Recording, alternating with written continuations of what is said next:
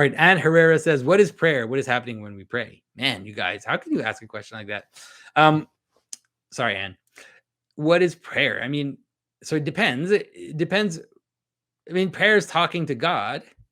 And so there are different aspects of prayer. There are aspects of prayer which are meant to worship, and there are acts. So that means attending to the highest thing, right? And putting it in its place. So it's like lifting up God. You hear that in churches all the time. We lift up God because we want to recognize the source of reality, and we want to all be turned, our whole being turned towards this higher thing, attending to the highest thing.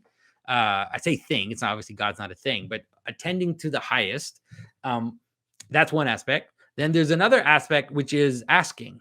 And so asking has more to do with creating the question, creating the space, creating the opening in which the divine will manifest itself, in which God will answer. So you ask a question and then God answers. And so you have to, that's also how reality works, right?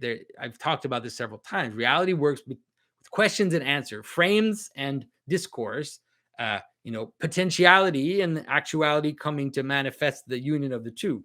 And so that's another aspect of prayer, which is we and then there's a third aspect of prayer, which is, let's say, praying for each other. It's related to asking, but praying for each other is more complicated because, well, it's not more complicated, but it has to do with this idea of recognizing each other as being in this relationship, facing that which we worship.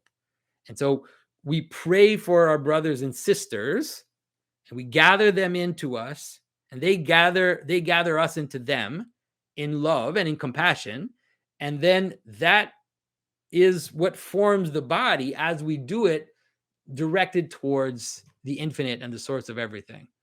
So hopefully that's a good, I mean, it's like, that's a tough question because it's a big question, but hopefully that's a little hint that can maybe help you understand why we pray and what the point is.